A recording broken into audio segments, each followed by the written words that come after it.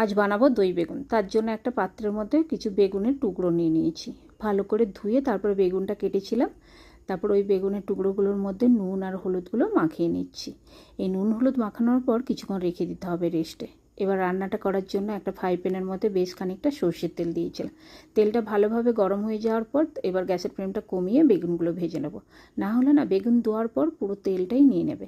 গ্যাসের ফ্লেমটা কমিয়ে বেগুনগুলো লাল করে ভেজে নেবে। এদিকে একটা মশলা রেডি করব, তাতে ছিল কাজু আর কাঁচা লঙ্কা।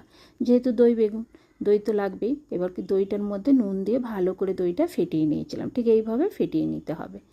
আর এদিকে দেখো আমার বেগুনটাও ভাজা হয়ে গেছে প্রায়। এবার ভাজা হয়ে গেলে তেল থেকে তুলে রেখে ওই তেলের মধ্যে শুকনো লঙ্কা, তেজপাতা ফোড়ন দিয়েছিলাম, আর তার সাথে দিয়েছিলাম গোটা জিরে, দারচিনি আর এলাচ। ফোড়নটা ভালোভাবে গরম হয়ে যাওয়ার পর এবার দিয়ে দেবো হিং কিছুটা। হ্যাঁ, হিংটা দিতে হবে একটু তেলটা ঠান্ডা করার পর। তারপর কিছু কারি পাতা দিয়ে এবার বেটে রাখা মশলাটা দিয়েছিলাম, কাজু আর কাঁচা লঙ্কা বাটাটা দেওয়ার পর ভালো করে নাড়াচাড়া করে মিশিয়ে নিতে হবে। এবার কিছু গুঁড়ো মশলা দেবো, তাতে ছিল ধনে, জিরে, পরিমাণ মতো নুন, চিনি আর হলুদ গুঁড়ো, লঙ্কা গুঁড়ো দেওয়ার পর ভালো করে মশলাটাকে কষে নিতে হবে। এই সময় দিয়ে দেবো ফ্যাটানো টক দই। হ্যাঁ, গ্যাসের ফ্লেমটা একদমই কমিয়ে তারপরে দইটা দিয়েছিলাম। দইটা দেওয়ার পর ভালো করে নাড়াচাড়া করে মিশিয়ে নিতে হবে মশলার সাথে। ভালো করে এই সময় নাড়াচাড়া করতে হবে, যাতে দেখতে হবে দইটা ফেটে না যায়।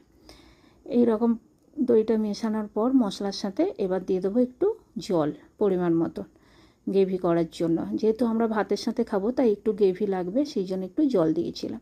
এবার ভেজে রাখা বেগুনটা দিয়ে খানিকক্ষণ ফোটানোর পর নামাবার আগে কিছু কুচনো ধনেপাতা, চিরা কাঁচা লঙ্কা, এবার একটু নাড়াচাড়া করে গ্যাসের ফ্লেমটা কমিয়ে আবার দিয়ে দিয়েছিলাম 1 চামচ মতন ঘি। ব্যাস, রান্না পুরো কমপ্লিট।